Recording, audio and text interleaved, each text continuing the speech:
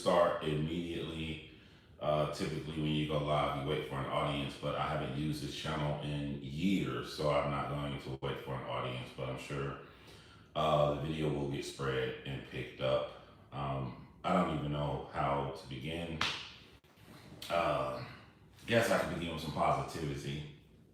My little baby girl painted that for me, and I told her I was gonna put that on the wall. Um, Shoot, you guys probably know her as a little baby, but my little girl is an 8-year-old, cheerleading, playing soccer, just the most silliest, liveliest person ever. Love my kids, but just starting off with some positivity. So basically, I'm here on a Saturday night, had an awesome day. I say, let me clean up the kitchen, get everything nice, cool, ready, so I can be a nerd and play some video games since I don't have my children this weekend.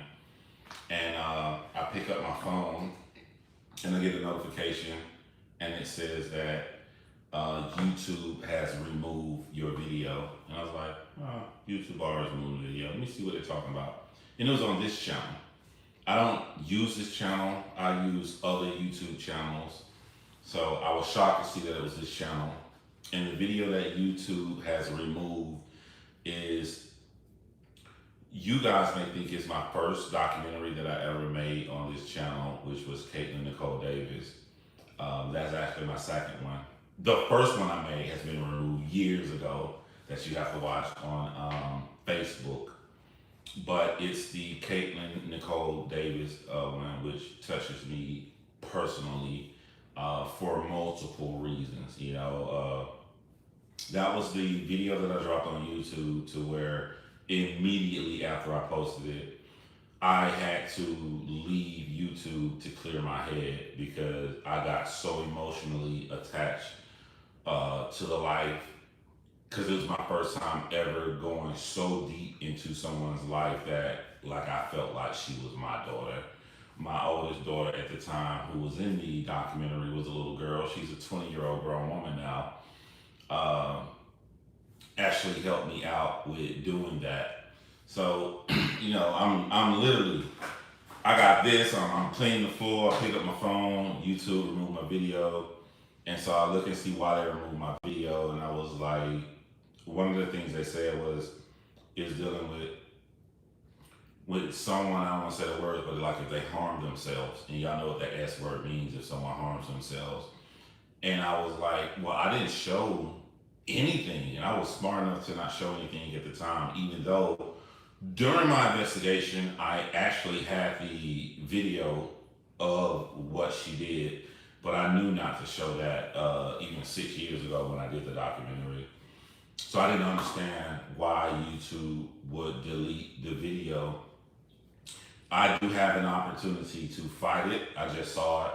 I'm going to collect my thoughts and make sure I do it maturely to fight it. But I just want you guys to know, like, I'm in such a different place in my life that the most I can do is sit down and type and just be honest with YouTube.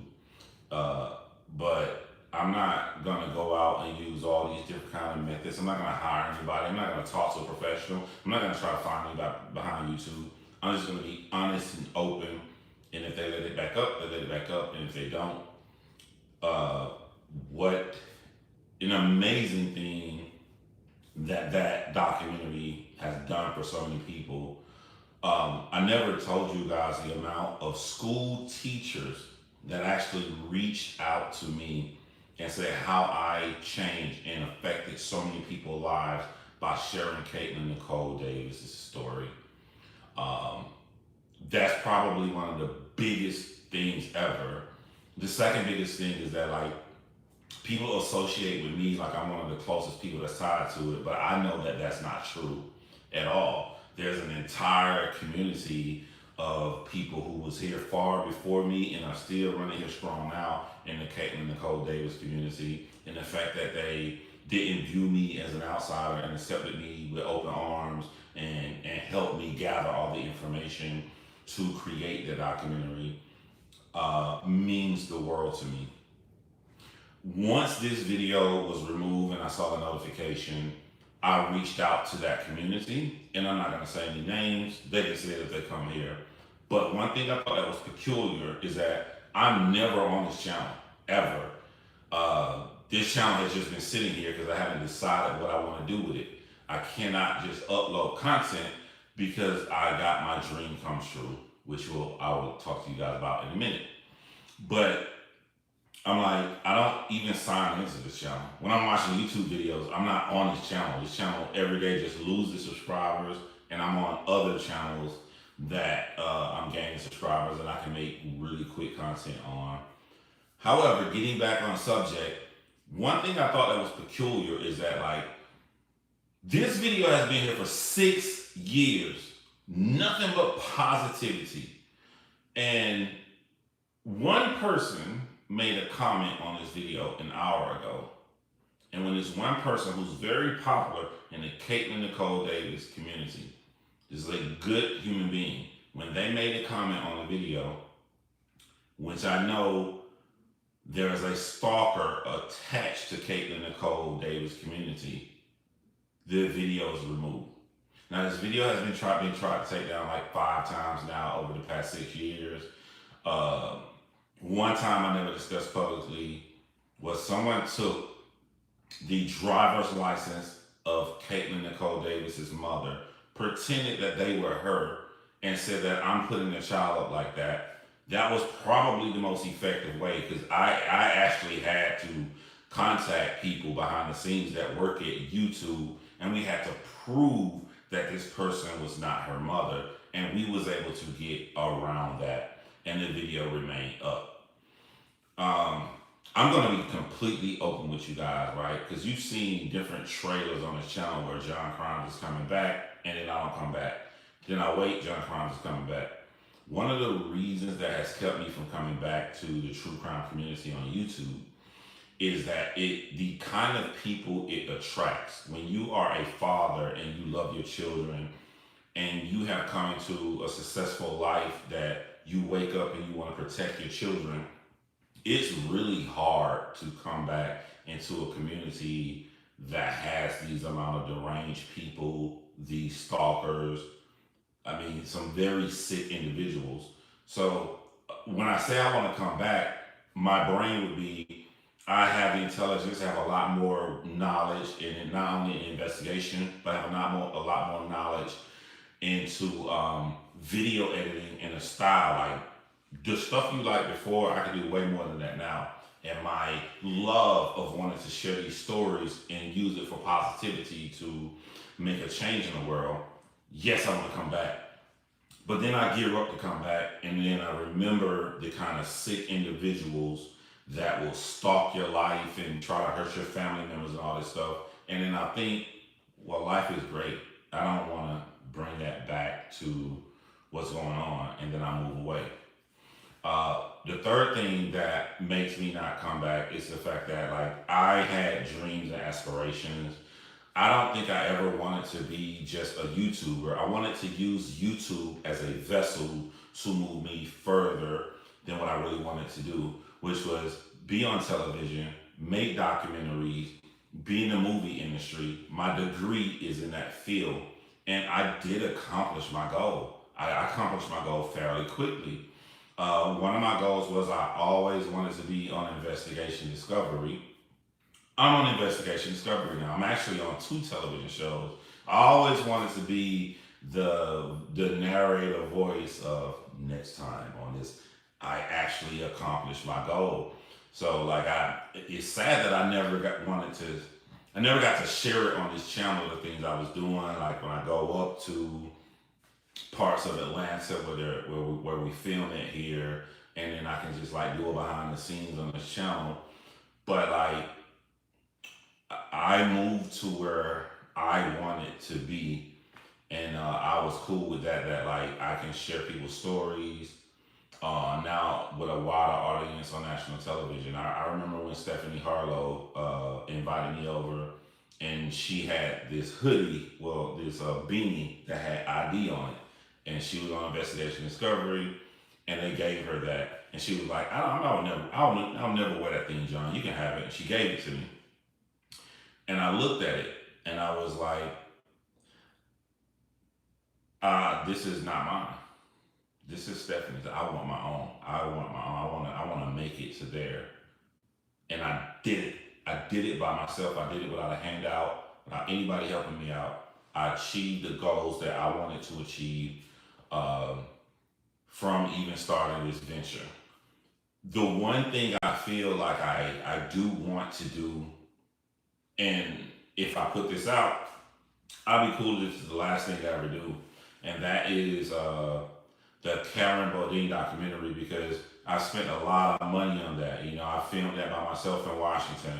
I put it all on this hard drive that crashed, and I had to pay $3,000 for a team to fix the hard drive and give me all my files back, and I got all my files back, and I was like, that's the one thing I feel like I just not even owe this community, but just owe it to her daughter,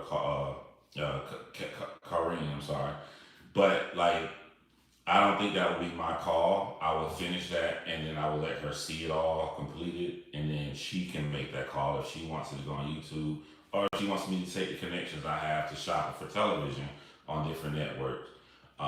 So I just think the right thing to do. That's not my call, but the right thing for me to do is that would be the last thing I would do in true crime. Is like is was solo by myself without no television working with me. Is finish that. Um, it's sad. To show you how connected I am to Katelyn Nicole Davis. You know, I went into my room and I have two rocks that has been with me for many years. One, I'm not gonna say this is my personal life, but this is the second rock. And people who watch my channel know where this came from. This is actually the last step that she took before she went on that ladder in that yard. I know it made obsessed, crazy psychos mad that I have this, but I still have this. Me and Katelyn Nicole Davis share a birthday. Whether this video is on YouTube or never makes light of day again to be on. Do I have the original file? You absolutely right, I do. It's on that hard drive with all my other stuff that I got back when I spent the $30,000. But here's the deal, right? I'm a very passionate individual. If the video doesn't come back on YouTube, I already know what's gonna happen in my life. I'm gonna get more successful. I'm gonna get bigger, and I'm gonna go to some execs and be like, there's this story that happened in North Georgia with this 12-year-old by the name of Katelyn Nicole Davis. There's a lot of footage in her own words. I think we should do this professionally. If this was an attempt to silence me or this story in any way, then you actually don't know me and picked the wrong guy. If it doesn't go back on YouTube, if you don't hear from me again, I'm going to sit back in the silence and I'm going to go to the proper channels to get this story put on a bigger medium that is just going to be bigger. And it's going to be bigger all to you, whoever was involved in doing that. Until then, I'm just enjoying my life. The number one priority in my life is just being a father for my children, being good to the people who are around me. And if you didn't want to see me on YouTube because it doesn't take a lot of effort, I pull out my phone, I talk, and I put it down. I'm on like hip hop channels and talking about hip hop and culture and stuff. To where it can get dicey sometimes, but it don't get as nearly as dicey as the people that are involved in this community. Um, I just felt like I owe a live to let you guys know what's going on. The video's not up. I don't even know why they do that because I'm never on this channel. I had a billion opportunities to revive this channel, to come on and put out quick content and see the new way that people are doing true crime on YouTube with the police interrogation videos. Yes, I see those and those channels blowing up and everything, but I stayed away. So I was kind of like shocked, like why would they come and attack the video now? But you can silence this channel, yes, but you can never silence me. And you can never silence the story of Katelyn Nicole Davis. So, if not on this medium, it will be told, and millions of people will see what happened. And this will be used, as Katelyn said in one of her final videos, to help other children. that's pretty much it. Love you guys. Enjoy your evening, and stay tuned. We'll see what happens.